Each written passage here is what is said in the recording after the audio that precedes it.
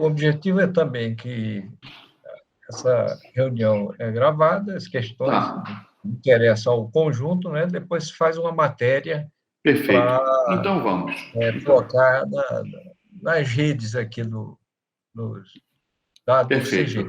Talvez só uma perfeito. coisa assim mais rápida, assim, mais objetiva, Objetiva, até em né? relação Perfeito. aos dois pontos aqui, essa questão da PEC dos precatórios e o Certo. decreto, né, que faz essa transferência aí para o cálculo aí das aposentadorias, os processos para o INSS, e aí abriria para os presentes aqui levantar questões com relação às ações e dúvidas ou esclarecimentos que acharem necessário.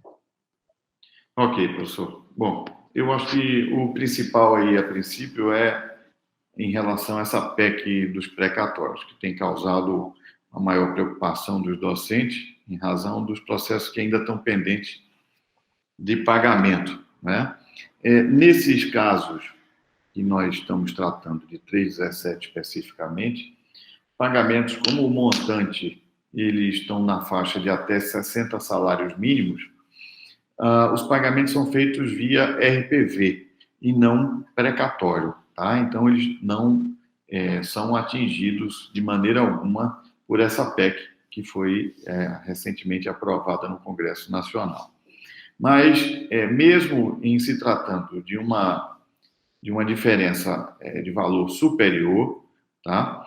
Eu entendo também que ela não seria atingida na medida em que se trata de parcelas com natureza alimentar e que teriam sido excluídas, tá? Então, a gente precisa aguardar, de fato, a aprovação do texto final da PEC para poder fazer alguma consideração mais aprofundada a respeito, mas eu estou entendendo que, ainda que fosse aplicado o entendimento da PEC, ela tem a previsão de um pagamento de 40%, se a memória não me falha, no primeiro ano.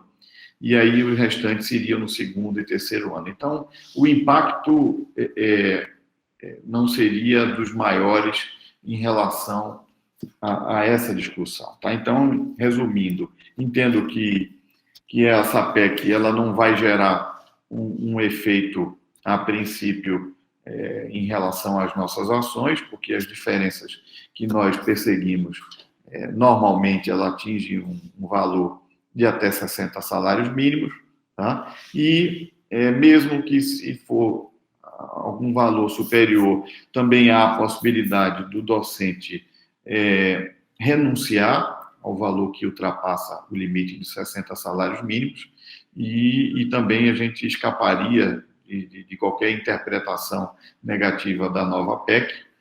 E ainda que não houvesse a possibilidade de afastar efetivamente do valor a ser pago por meio de um precatório, e a gente também aduziria a questão da natureza alimentar para livrar a incidência daquele fracionamento previsto na PEC. Tá? Então, em linhas gerais, são essas orientações que nós passamos.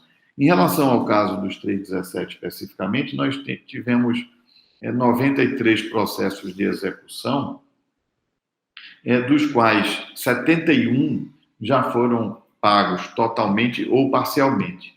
Nós temos 22 processos com pendências, tá? E como o professor Irelânio já colocou, a gente já tem um que está com previsão de sair no mês de novembro, com um outro no mês de dezembro, e aí assim a gente vai aos poucos reduzindo esse montante que ainda falta receber, tá? A outra ação, desculpe, professor Irelânio, qual foi o outro tema? Seria do artigo 92.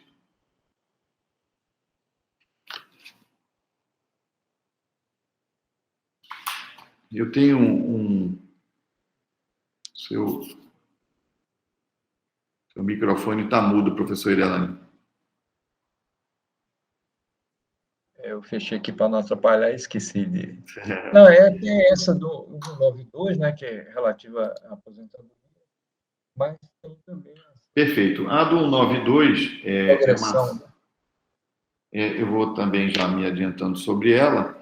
É uma ação que nós ajuizamos e já foi julgada procedente, nós ganhamos em primeiro grau, tá? E foi, inclusive, deferido uma liminar, assegurando a não redução do valor do pagamento sob esse título, e nós estamos aguardando o julgamento da apelação no âmbito do TRF da Quinta Região, tá? Então, em linhas gerais, é isso. A gente já obteve uma vitória em primeiro grau e já, inclusive, uma liminar assegurando a não redução do valor, de modo que não está tendo nenhuma implicação negativa para o docente aposentado e que tem o benefício do artigo 192. Tá? Então, o que a gente está aguardando agora é o julgamento da apelação. Ok? Então, está lá aguardando, está no âmbito do TRF da Quinta Região, está com o relator e a qualquer momento esse processo pode ser pautado. Ok? Qual seria o próximo, professor Irelânio? É esse processo aqui sobre a progressão funcional na quarta vara, né, que é a ação ordinária que busca o reconhecimento do direito dos docentes, a progressão funcional requerida a destempo, com os efeitos financeiros decorrentes incidentes a partir do implemento dos requisitos. Certo. Essa ação, ela foi julgada procedente, tá? Ou seja, nós ganhamos em primeiro grau e ela, pois houve um recurso interposto tanto por nós como pela universidade, né?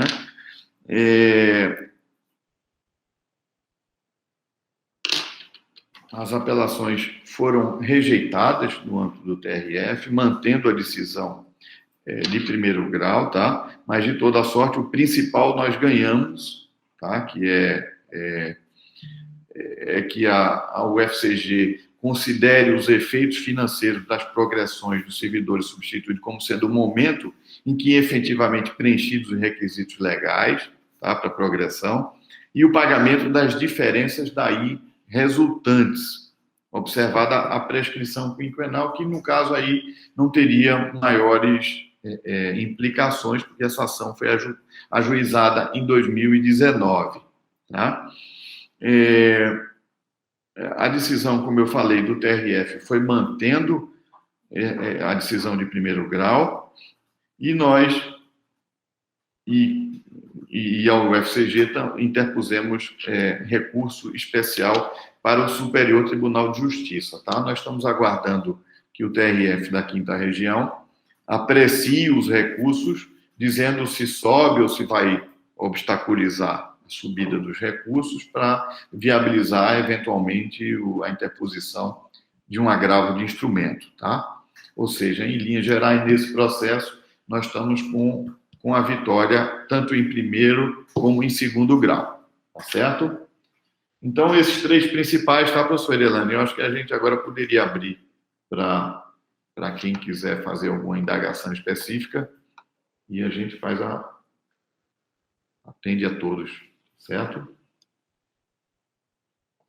Ok. Quem gostaria de começar? Por favor, por gentileza. Bom, boa tarde de novo, boa tarde a todos, a todas.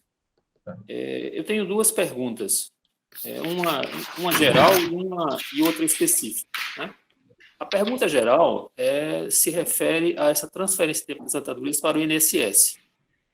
Na verdade, estou bastante curioso para saber o que é isso, porque, bom, pelo fato de que não sei nada a respeito e também porque parece que é uma coisa que nos impacta muito.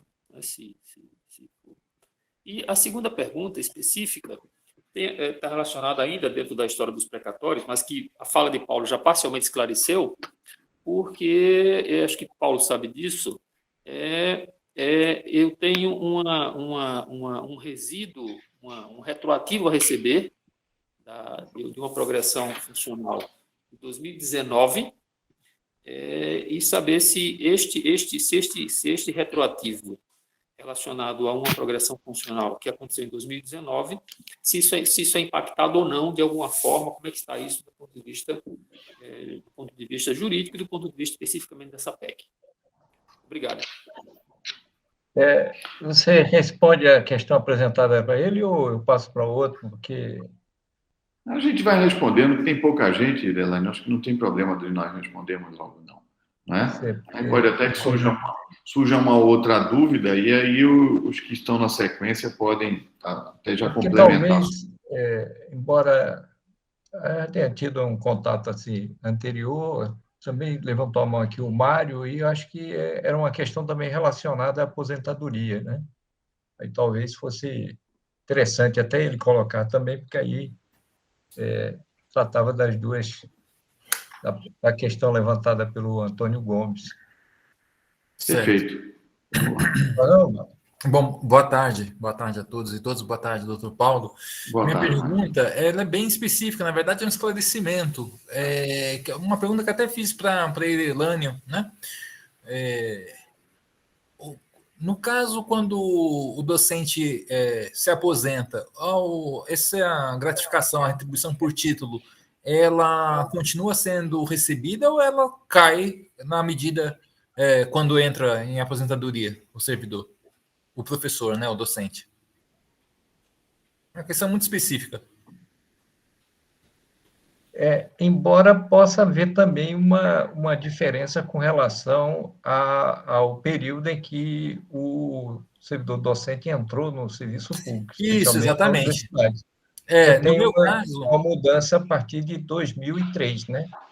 2003 e algumas mudanças também mais recentes com Isso, relação a essa questão da aposentadoria. Então, isso, exato. a princípio, a retribuição por titulação, né, para o conjunto, como é uma remuneração permanente, uma gratificação, ele também leva para a aposentadoria. Mas tem os casos, né, do pessoal que entrou pós 2003, que tem uma diferença. Mais recentemente, exatamente isso, professor Geraldo. Isso aí. Bom, teria mais alguma coisa? Pode Posso falar, ir? pessoal. Então, vamos lá. Então, vamos começar pelos questionamentos do professor Antônio Gomes. A transferência do tempo de serviço, a questão do INSS está assumindo aí esse controle, né, de tempo. O que acontece, professor Antônio e demais professores? A legislação foi alterada para que os servidores públicos também venham sendo inseridos no sistema geral da Previdência. A tendência daqui para o futuro é que os servidores públicos que são admitidos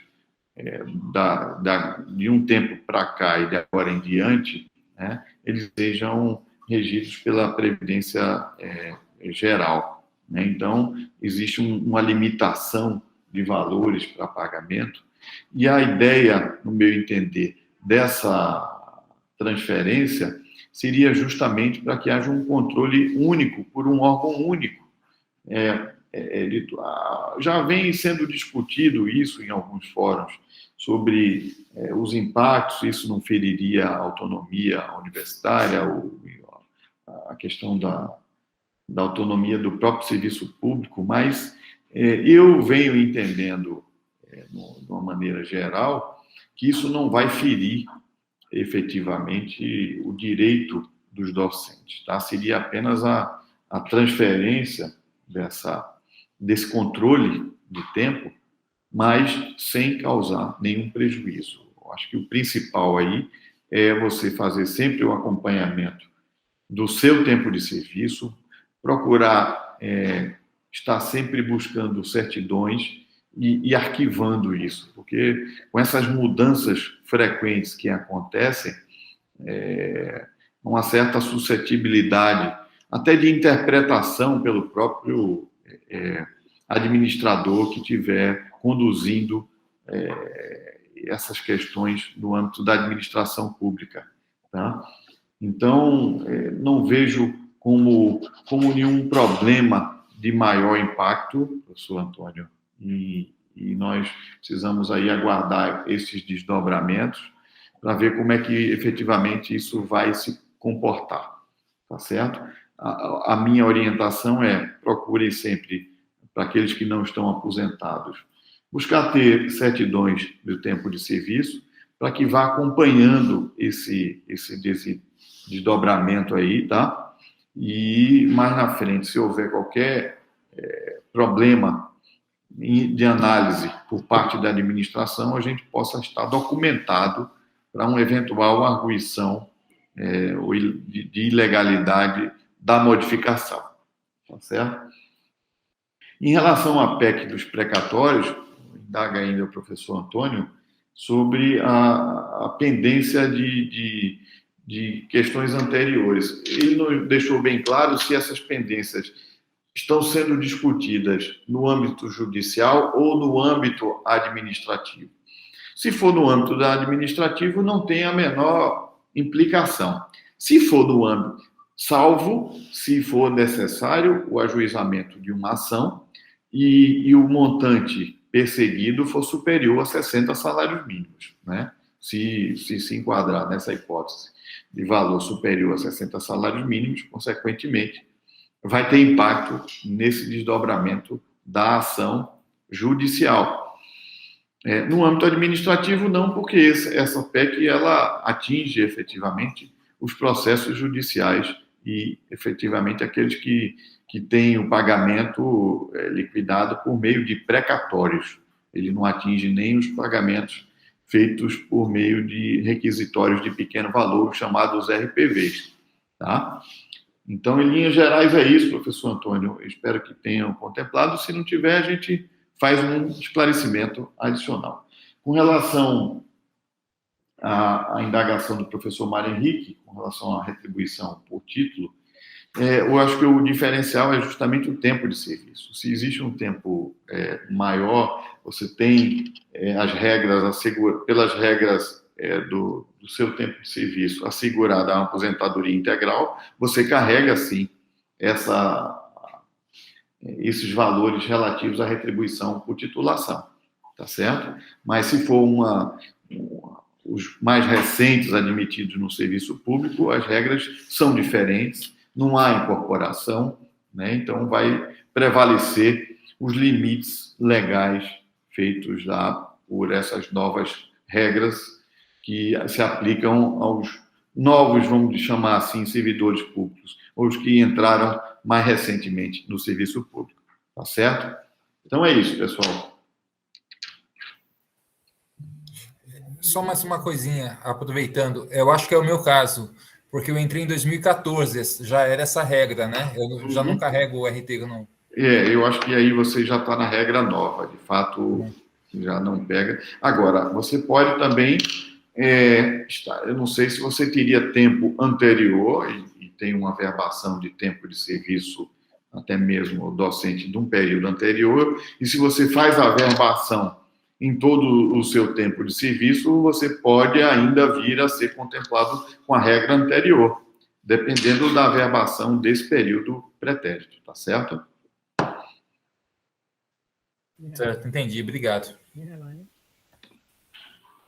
Aberto aí para quem gostaria de falar agora. Perguntar. Robertinho, tá bem baixo o seu microfone, viu? Eu vou tentar falar mais alto. Melhorou? Melhorou um pouco. Pronto. Mas está muito baixo ainda. Está muito baixo ainda.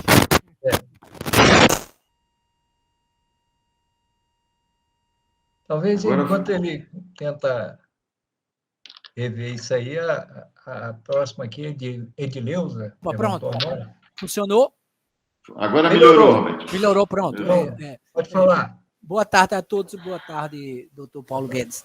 É uma coisa rápida, não sei, Paulo, se cabe muito aí, mas com relação àqueles 317, tem um grupo que já recebeu, né, um grupo majoritário de professores, mas tinha alguma ação provável, uma outra coisa que você talvez, eu não sei se eu me enganei, que parece que houve um diferencial de implantação de quem ficou na UFPB e de quem veio para a UFCG. A implantação foi um pouco diferenciada, né, com relação a esse ganho do 317. Eu pergunto se eu estou enganado com relação a isso, e caso não esteja, se tem alguma ação movida e em que pé mais ou menos estaria. É só isso. Beleza. Veja só, a diferença da ação de João Pessoa e a de Campina Grande é o seguinte: em João Pessoa, nós ganhamos, foi incorporado em 2001 e permaneceu incorporado até 2012, até que o TRF deu uma decisão dizendo que poderia ter sido suprimido desde 2002. Estamos lá com essa discussão ainda. No nosso caso, houve uma decisão no nosso processo que o STJ disse que não poderia haver a limitação a janeiro de 2002. Tá? E essa decisão do STJ, que nos assegurou o direito a um resíduo ainda maior, ela baixou e nós aí pedimos à juíza que fosse determinada a incorporação, já que ele não estabeleceu limite. Tá? Então, o que é que nós estamos com a pendência dessa execução? Mas, diante de um entendimento recente do STJ, de que o cumprimento da obrigação de fazer, ele corre em paralelo à execução da obrigação de pagar, nós estamos com uma polêmica lá, que o nosso seria apenas um complemento, tá? Porque até 2002 nós já fizemos o cálculo. Então, seria o de 2002 em diante. Mas nós não temos ainda a definição até quando vai o efeito da decisão. E é por isso que nós estamos aguardando, porque senão a gente vai fazer dezenas de execuções. Agora, corremos um risco, de fato, de haver uma declaração de prescrição. Então, nós estamos numa sinuca, tá? E eu estou ainda conversando com o pessoal lá do escritório para ver se a gente fecha um entendimento, se a gente entra logo com essas execuções ou aguarda efetivamente que haja uma definição por parte do juízo de primeiro grau, uma canetada. A juíza já determinou que fosse procedida a incorporação e a universidade ainda não incorporou, tá certo? Então, nós estamos ainda no dilema em relação a isso, tá certo, Roberto? Então, é essa questão que nós estamos aguardando esse desdobramento e avaliando se entramos logo ou se aguardamos ver esse desdobramento do juízo. Ok, certo? Obrigado, Paulo, obrigado. Não por isso, Roberto. Um abraço. Obrigado. A próxima é de Neuza. Boa tarde, pessoal, Irelane, doutor Paulo e demais colegas. A minha dúvida já foi realmente, né, já foi antecipadamente esclarecida, que era a questão da aposentadoria, porque eu estou perto, né, da entrada, e fiquei bem preocupada com essa novidade, né, e aí já fiquei mais tranquila. A outra em relação à progressão, porque eu dei entrada no meu processo e ele ficou um ano parado, porque aquela história de esperar, né, dar 2 anos daquela certidão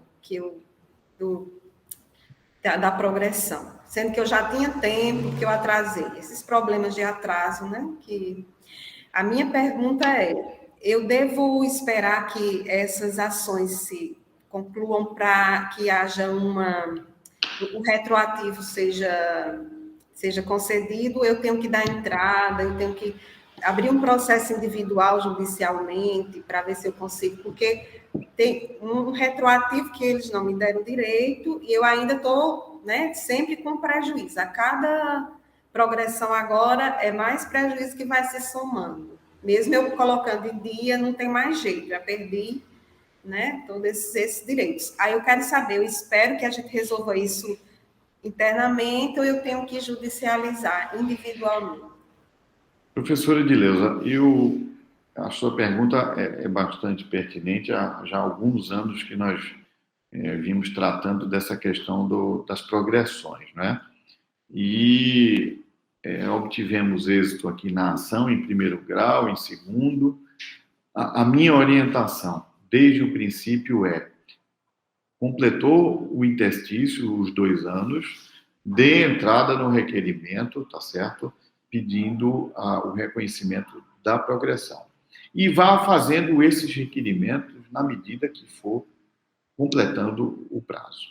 tá? Essas interpretações. E aí a gente tem que pegar esses pedidos administrativos aliados com a decisão judicial e, mais na frente, pedir o retroativo. E também fazer uns pedidos retroativos administrativos, tá certo? E dizendo, inclusive, que há uma decisão judicial já reconhecendo essa retroatividade, tá certo? Então, é importante que haja esses pedidos administrativos, porque o pedido administrativo, ele interrompe qualquer discussão de prescrição, tá certo? No momento em que você deu a entrada, você tem direito à retroação dos últimos 5 anos, tá certo? Então, são questões distintas, porque você vai tendo o direito a várias progressões, porque ela está travando lá de um modo geral, mas completou os 2 anos, entra com pedido e já entra com pedido da retroatividade. Tá certo? Então, vamos em frente. Obrigada. Não por isso. Ligado o microfone, Lerane. Desculpa. Pela ordem aqui, Antônio Gomes e Valman. Ok, perfeito. Primeiro, agradeço, Paulo, pela resposta às minhas primeiras 2 perguntas. Eu tenho um complemento ainda à primeira pergunta e mais uma terceira. O complemento à primeira é o seguinte, com relação àquela transferência de aposentadorias para o INSS. A pergunta estão sendo transferidos todos os docentes ou existe algum corte temporal em termos de acesso ao serviço público, em termos de entrada no serviço público? No caso dessa transferência para o INSS. E essa é um complemento à primeira. E uma pergunta nova está relacionada com o seguinte. Eu lembro que no final de 2017, acho que foi na última Assembleia de 2017, Assembleia Geral de 2017, nós tivemos a votação, na Assembleia tivemos uma votação e uma autorização para o pagamento a uma pessoa, sua confiança de uma pessoa, que faria um cálculo de um retroativo, uma atualização, eu imagino, se eu não me engano, ainda referente a uma parte, alguma coisa relacionada com esses 3,17%. Em que ficou, em que os pagamentos foram feitos, isso eu vi, porque eu sei que os pagamentos foram feitos, isso eu vi que foram feitos. Agora, em que ficou aquela contabilidade, o encaminhamento daquele processo, como é que está? Bom, vamos lá. Essa questão, no meu entender, professor Antônio, todos os servidores estão sendo transferidos aí de uma maneira indistinta, tá certo? Para o acompanhamento, tá? Essa é a primeira resposta. E com relação aos 3,17, a gente, de fato, fez um cálculo aí complementar, mas é o que eu falei há pouco aqui, daquela interpretação de que há um processo de execução tramitando, tá? E nesse processo de execução, a juíza determinou que a universidade efetivamente incorporasse no contra-cheque, tá? Então, nós nos baseamos nessa decisão que gerou essa diferença para aguardar que houvesse esse desdobramento, tá? E somente aí a gente fazer a execução. Por quê? Nós fizemos aquele cálculo na época até o limite de 2006. Só que isso não está definido nos autos. Nós estamos ainda em discussão de até quando isso vai. Se realmente até 2006 ou vai depois. Veja que dilema nós ficamos. Porque se a gente entra até 2006, é como se a gente dissesse, não, nosso limite é 2006.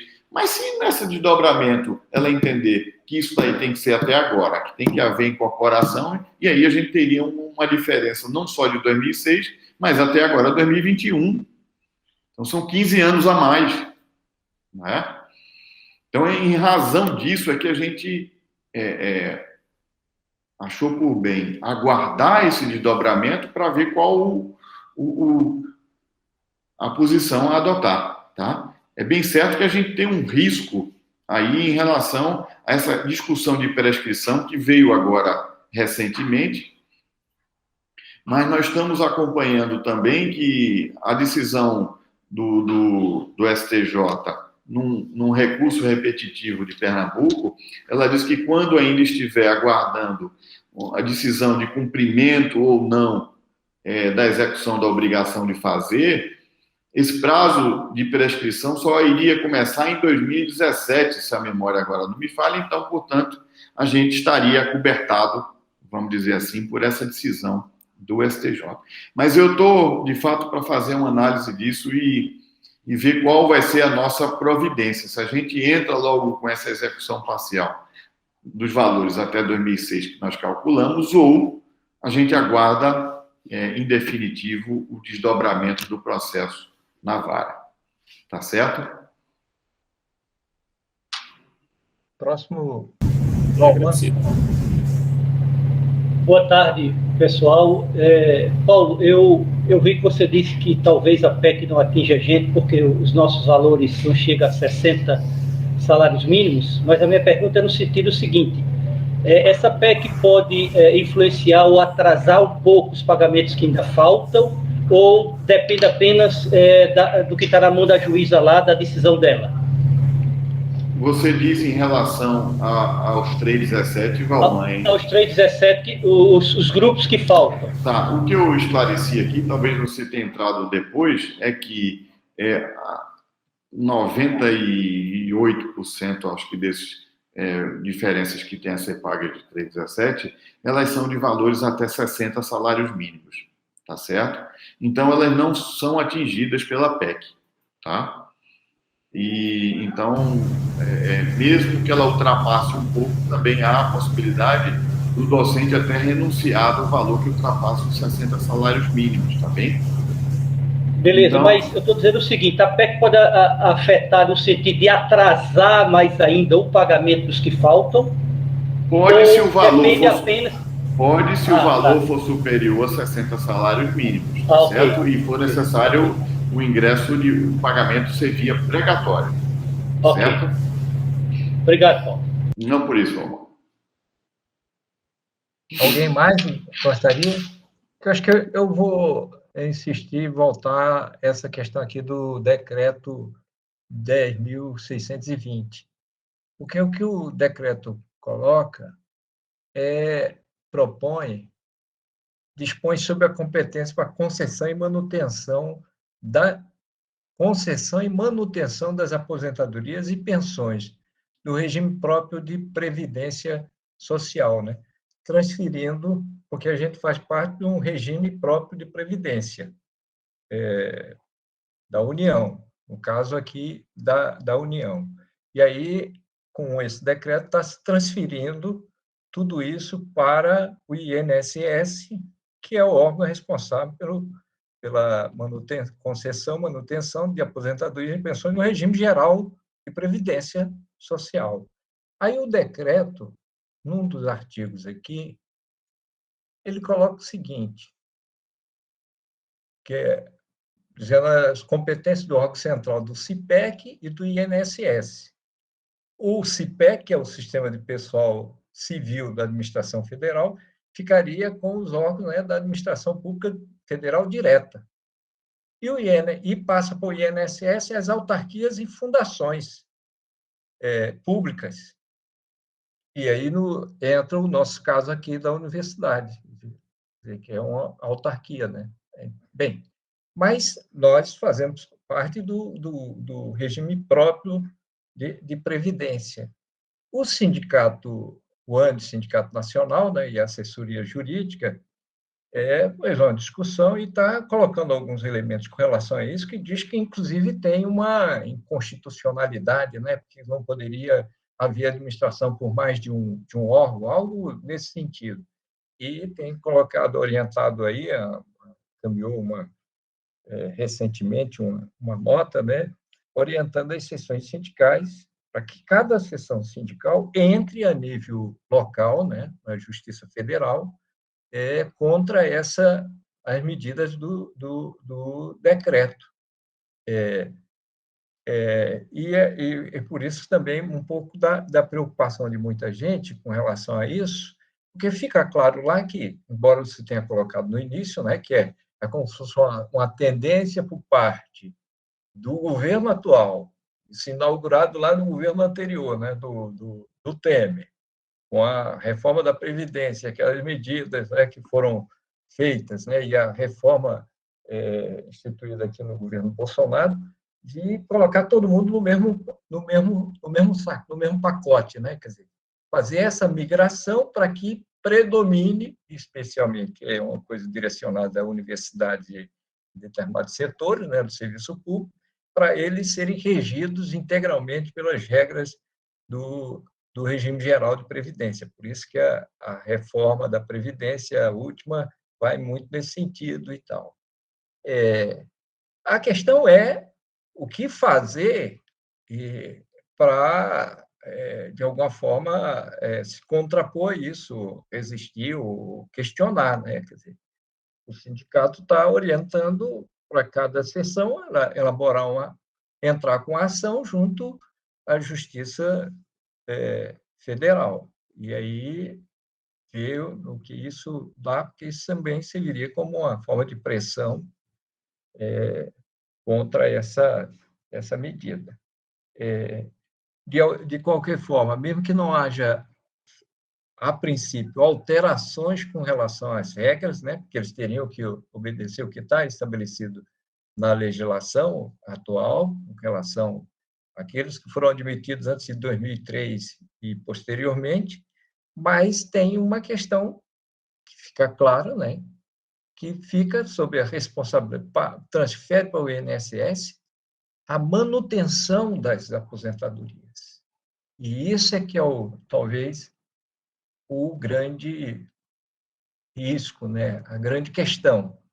Não só o cálculo, o processo para conceder a aposentadoria, mas os recursos. O que isso significa concretamente?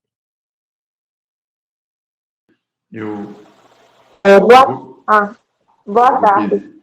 Eu vou esclarecer essa questão porque o doutor Paulo pediu para que eu esclarecesse, inclusive a assessoria jurídica já deu um parecer também nesse sentido, para a DUFCG, não sei se os senhores estão lembrados, mas só para contextualizar, o que esse decreto 10.623 foi transferir a gestão das aposentadorias, no caso dos servidores públicos federais, das autarquias e fundações públicas federais, ou seja, ficou de fora o Poder Judiciário, o Poder Legislativo, os órgãos da administração pública federal direta, como, por exemplo, o Ministério da Saúde, o Ministério da Educação, e os órgãos constitucionalmente autônomos, a exemplo do TCU, do Ministério Público e dos Tribunais de Contas dos Estados.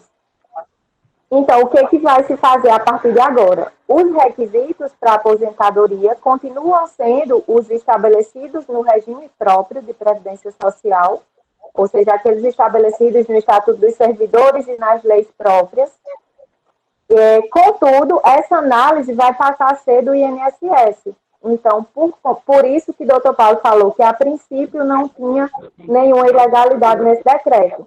Porém, tem a questão de que o INSS, ele pode, devido à questão de servidores públicos, ter poucos servidores, eles podem passar, esses processos podem passar a demorar mais para serem apreciados, até porque os servidores do INSS, eles não têm conhecimento sobre os regimes próprios de previdência social, eles têm o conhecimento, os servidores, pelo menos em um primeiro momento, do regime geral, que é aquilo que se exige nos editais de concurso público para o INSS.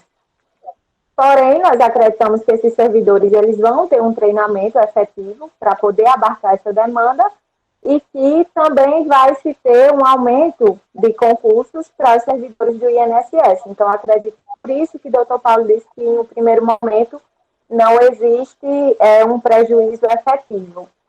Por outro lado, a questão, se fosse realmente para modificar o regime jurídico, para se passar aos servidores públicos federais, das autarquias e fundações federais que foram os atingidos pelo decreto, a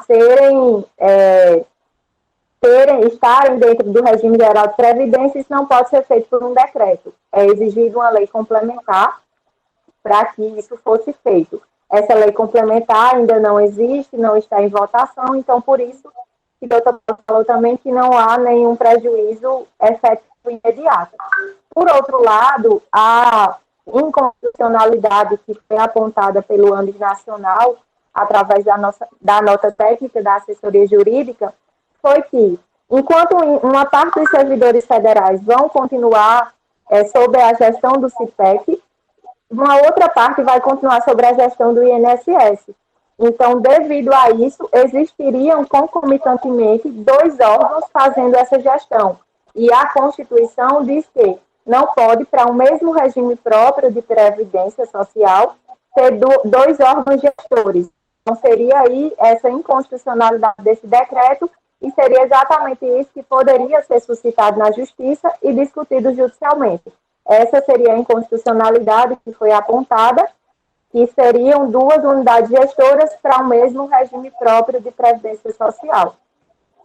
Então, esse seria o ponto-chave se fosse para nós ajuizarmos uma ação para que isso fosse apreciado pelo Poder Judiciário.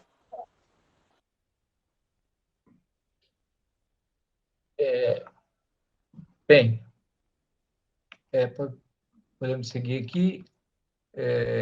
Levantar a mão aqui novamente o Antônio Gomes e o Josevaldo. Eu vou, então, propor para dar preferência a quem ainda não falou e depois passo para o Antônio. Certo? Tudo bem, Antônio? Josevaldo.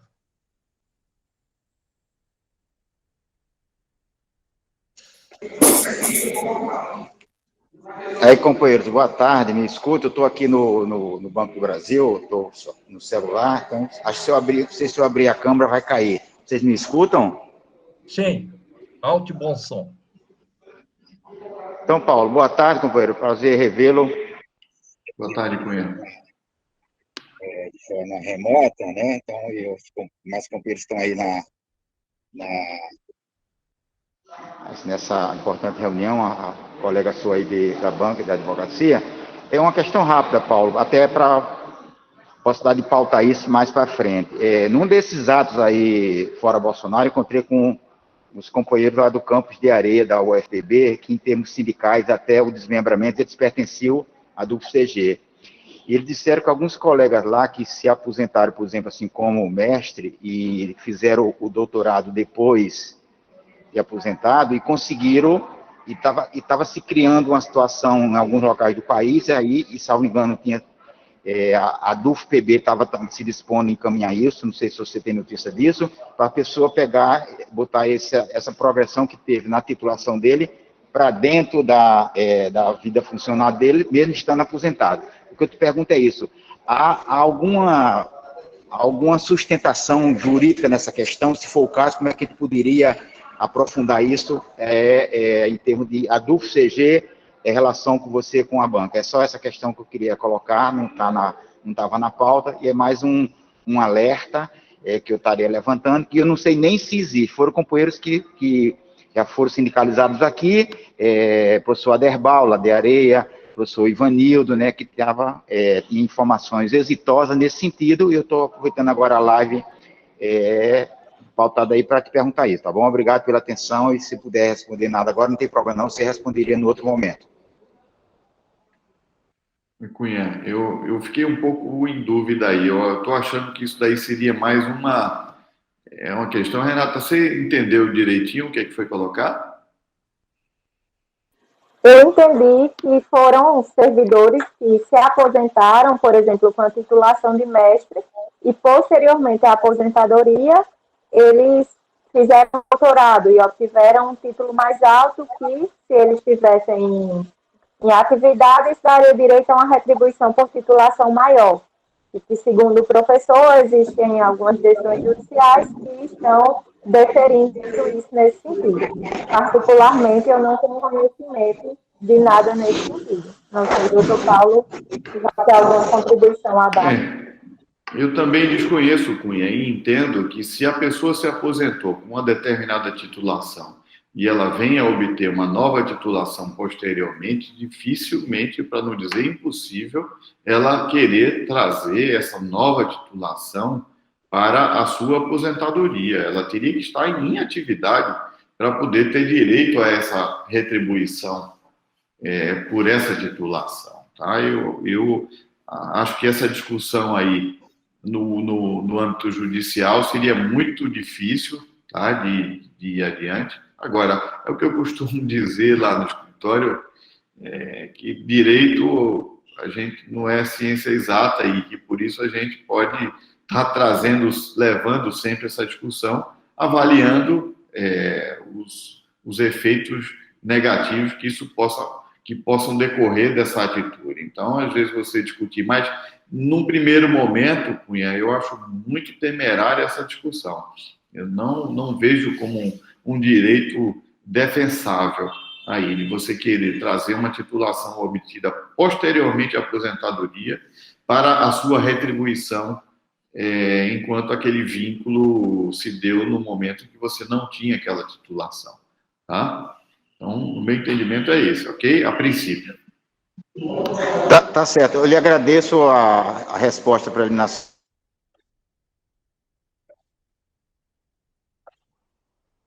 sua e da colega aí, advogada, e se eu levantar mais informações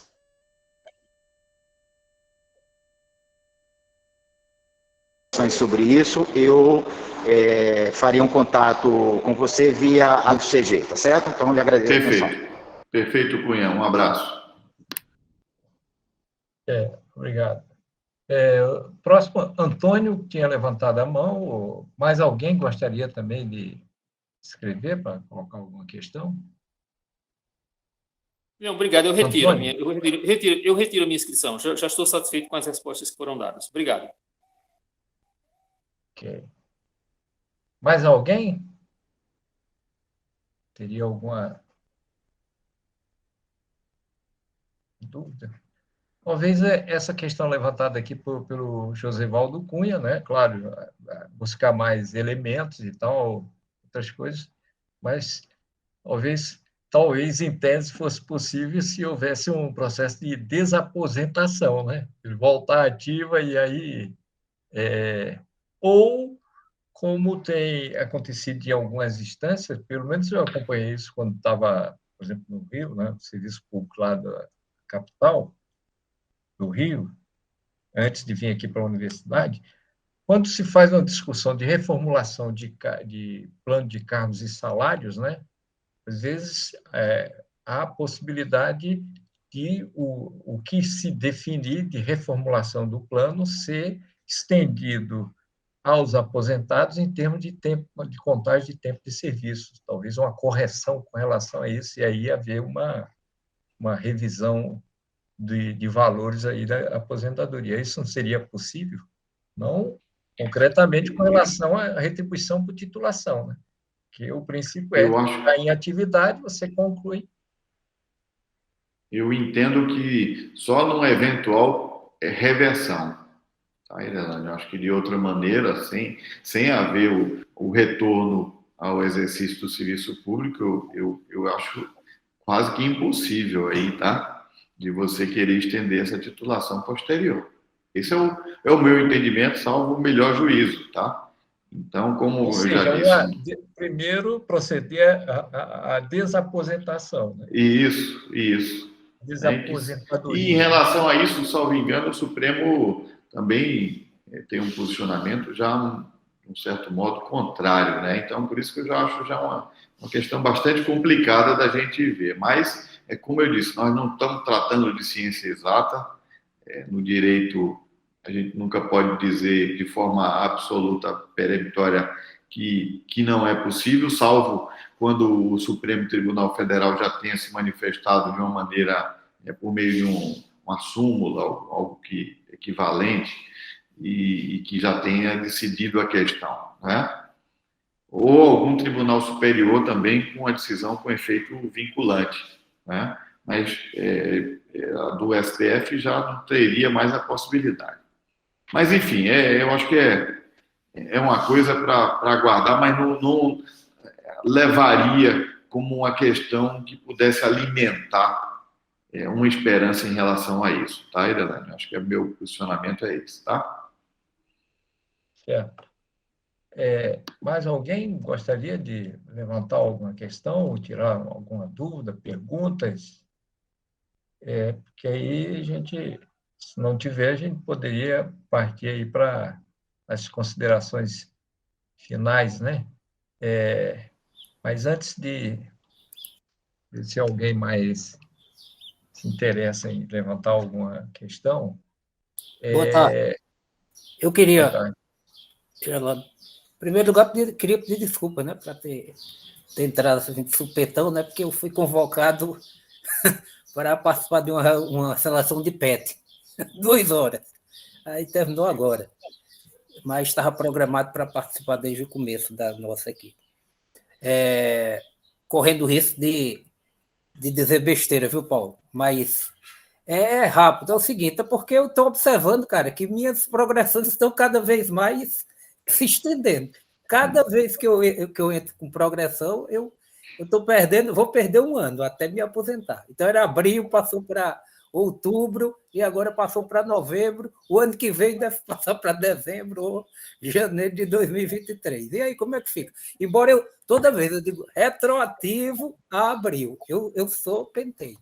Aí como é que faz, Paulo? Eu sei que tem lá ação, mas se não, você já respondeu, passo por cima, depois a gente conversa. Não, eu posso dar aqui um panorama para você. O que eu orientei a todo mundo é que, mesmo com o entendimento contrário da UFPB, que faça o pedido dentro do prazo, faça o pedido da progressão dentro dos 2 anos do seu cômputo. Por exemplo, se você levou em consideração para fazer uma progressão, você tem que juntar um material para mostrar a sua produção naquele período, né? Então, se você fez, vamos supor que de 2018 a 2020, você completou o biênio em 2020, vamos dizer assim, então você teria, a partir de 2021, o direito à progressão.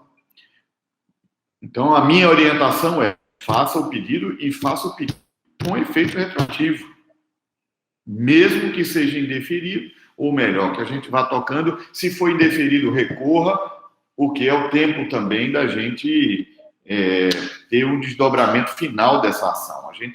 Eu já mencionei a ação aqui, que nós tivemos um desdobramento favorável, né? Mas ela ainda não transitou em julgado, né? Falta ainda, existe a pendência de recursos especiais que vão para Brasília. Então, quanto isso não ocorre, a minha orientação é que a gente vá pedindo, postergando essa discussão no âmbito administrativo. Quando o processo transitar em julgado, a gente faz uma avaliação do que vai, qual o desdobramento que nós vamos dar em relação a isso. Tá certo? Só observação com relação a isso, professor, só para complementar, professor Luciano, a fala do doutor Paulo, aqui na UFPB, aqui em João Pessoa, eles têm um entendimento contrário com relação aos efeitos financeiros, mas os efeitos acadêmicos, aí sim, nesse caso, eles estão concedendo a partir do implemento dos requisitos. Por exemplo, se o senhor completou o interstício de 2 anos e tinha a pontuação em dezembro, mesmo que o senhor dê entrada em fevereiro, o senhor pode pedir também essa revisão dos efeitos acadêmicos, já que isso não impacta financeiramente a universidade. Pelo que eu entendi, essa seria, porque o senhor está sempre pedindo a progressão meses depois, né? Isso está aumentando, com relação aos efeitos acadêmicos também. Então, o senhor pode pedir essa revisão administrativa na universidade com relação aos efeitos acadêmicos. Acredito que, como isso não impacta financeiramente o orçamento, talvez a universidade, a UFCG, conceda. Aqui em João Pessoa, eles fazem essa distinção. Os efeitos acadêmicos a partir de tal data e os efeitos financeiros a partir de quando a CPPD fez a análise do requerimento. Então, eu acredito também uma sugestão para se pedir essa revisão administrativa dos efeitos acadêmicos, e isso também pode ser feito administrativamente. É muito importante isso que a Renata acabou de pontuar, viu, pessoal? Porque isso é uma orientação que, já que a UFPB já tem feito, tá, e tem reconhecido, é importante que a UFCG também caminhe nessa mesma linha, né? Porque isso já há um reconhecimento e minora os efeitos aí. Facilita também, eu acho, na interpretação futura, tá? Certo. E, por último, aqui o Mário. Não, não é nenhuma pergunta. Eu vou colocar uma situação que aconteceu na minha unidade acadêmica, só compartilhar. Deixa eu tirar aqui a mão. Que uma colega, ela agora há pouco tempo, ela fez o pedido de progressão referente, acho que a 17.1, 17.2, 18.1 e 18.2, alguma coisa assim. E foi aprovado. Mas o pedido foi feito agora, tá? Não deu poucos meses depois, ela fez um novo, muito longe do interstício de 2 anos, ela fez um novo pedido, né? Entrou com um novo pedido para pegar os períodos, acho que 19.1, 19.2, 20, enfim. Eu fiz parte da comissão da segunda progressão, da primeira não, da segunda, eu fui parte da comissão. Não fui presidente da comissão, mas fiz parte da comissão. E o entendimento que a gente teve, assim, nós não colocamos no nosso parecer nada referente ao interstício, porque o nosso entendimento é que não cabe a nós cobrar o interstício. O que a gente tem que ver é se a documentação dela tem a pontuação para conseguir. Com isso, a gente deu parecer favorável, a Assembleia aprovou. Aonde isso vai bater, eu já não sei. Se ela vai, em algum lugar, eu imagino que algum lugar vai emperrar, alguém vai entrar com alguma... Não sei, eu não sei onde vai, mas na Assembleia a gente aprovou. É importante, professor Mário, que você está baseado lá, essa avaliação que vocês fizeram, os documentos se referem a um determinado período, né? Exatamente. Então é muito importante que nessa avaliação seja fixado lá no parecer de vocês que essa avaliação aconteceu naquele período, tá certo? Porque isso daí, como você disse, o entendimento lá na frente, mas isso facilita no desdobramento, tá bom? Tá. Obrigado, hein? Certo. Eu que agradeço. Mas, talvez, até fazendo um comentário com relação a esse fato aí colocado pelo Mário, é que o problema na UFCG decorreu a partir de um determinado momento de um entendimento por parte de uma das assessoras ou integrantes lá do staff do SRH, da Secretaria de Recursos Humanos, o SRH, que veio com esse entendimento, né, que, na medida, mesmo que você fosse um período atrasado, no momento quando concede e reconhece o direito e implanta a mudança, aí teria que contar 2 anos para o servidor docente ter direito a solicitar uma nova progressão, né? Essa foi uma das questões que levou a essas divergências, esses embates aqui dentro da universidade. E aí o problema é que esses processos, quem dá o parecer final é a comissão permanente do pessoal docente, que aí terminou seguindo literalmente essa orientação por parte do SRH. E aí é o que motivou, inclusive, a ação aqui da DUFCG com relação a essa questão das progressões. Bem, mas me parece que o órgão atual, né, ou quem está à frente, termina tendo alguma diferença com relação a esse entendimento, tanto que os processos mais recentes, né, não têm sido seguido aquela linha dos processos que tiveram problemas há alguns meses, anos atrás, né? Espero que... Muito boa sua intervenção, Irelane, porque, de fato, é o que eu venho dizendo. Às vezes, você pega uma pessoa que quer dificultar e ela causa um prejuízo imenso para uma coletividade, né? Então, eu acho que com essa nova interpretação, que no meu entender também é a correta, isso reforça a nossa tese de que a gente não pode deixar passar e está baseado numa interpretação anterior equivocada.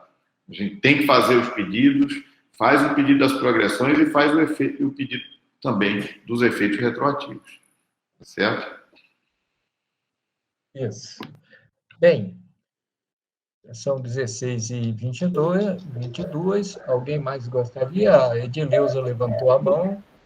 Rapidinho, Irelane, é só dizer que isso que o professor Mário falou, né? No meu caso, o meu processo ficou na unidade retida, entendeu? Esperando completar os 2 anos da certidão, sabe? Eu achei bem interessante que tem outro tipo de encaminhamento no âmbito das unidades. No meu ficou parado, sabe lá, não andou de jeito nenhum, até completar os 2 anos. Professor Edileuza, na minha unidade também, com outros colegas, tá? Sim. Inclusive, uma colega que fez parte da comissão, ela está na mesma situação sua. Ela também ficou, no caso dela, foi negado. O parecer foi... Não é que foi negado, o parecer foi contrário ao pedido dela. Sim. Dessa vez, a comissão fez um parecer favorável e a Assembleia aprovou. Mas há casos na minha unidade que é exatamente o seu.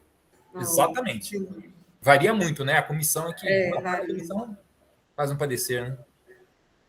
Talvez um comentário aqui, como diz lá, repetindo o ex-decano aí do STF, né? Processo não pode ter capa, né? Então, não sei, às vezes diferenças de entendimentos por conta de quem está na capa do processo, aí pode ser complicado. Mas tem essas diferenças também entre unidades, né? Eu acho que, por exemplo, o fato relatado aqui pelo Mário, né? Eu acho que esse é que deveria ser o procedimento em todas as unidades. Se ET, ao que é apresentado pelo docente por um determinado período, avaliar isso. Em relação se atende especificamente à legislação ou esses entendimentos, aí isso seria nos órgãos apropriados. A própria Comissão Permanente Pessoal Docente, que, no nosso caso, não está nem de acordo com o que estabelece o próprio regulamento da UFCG, aprovado no colegiado pleno, né? De ter um representante eleito pelos pares de cada centro, né? Não está assim. Tem vários centros que não têm assento na Comissão Permanente Pessoal Docente, e a maior parte deles ainda continua sendo figuras indicadas, né, pela administração, quando teria que ter um pouco mais de autonomia, e essa autonomia é assegurada também pelo processo de escolha da comissão, né, dos integrantes da comissão. Mas isso é uma luta, uma questão que a gente tem que enfrentar enquanto categoria, né, através do sindicato, e fazer o que tem que ser feito para enfrentar isso.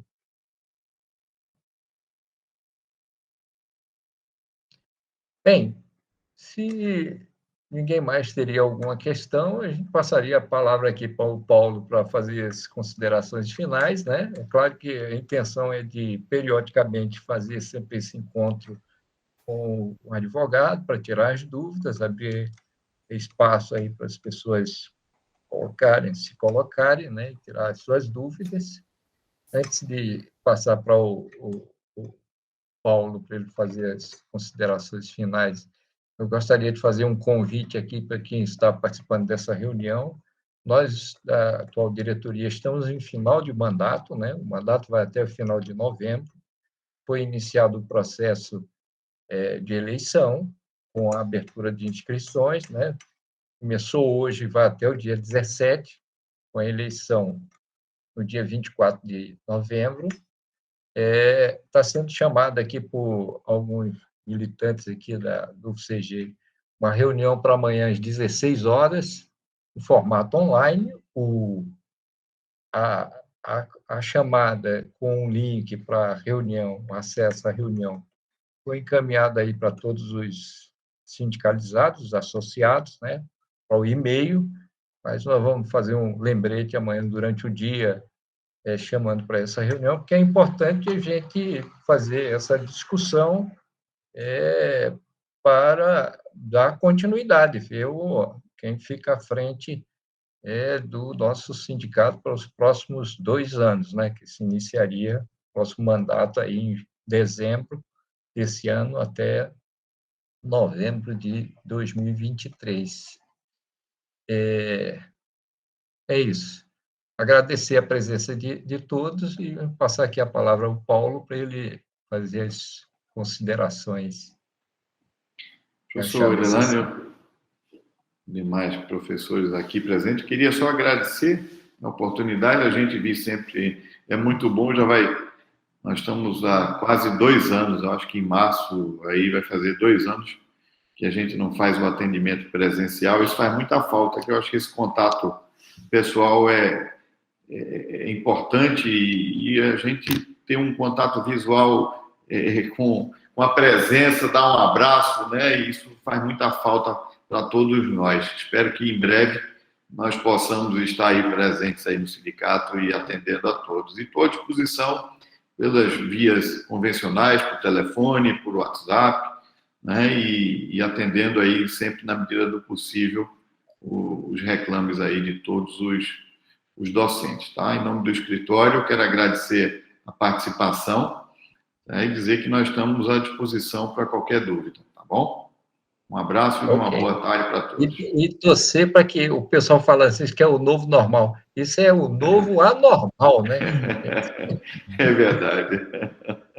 Muito boa reunião. Parabéns à DUFCG pela iniciativa. Obrigado também, Paulo, viu? Obrigado. Obrigada a todos. Um abraço e uma boa tarde para todos. Hein? Boa tarde. Um abraço. Tchau, tchau. Até a próxima. Tchau, tchau.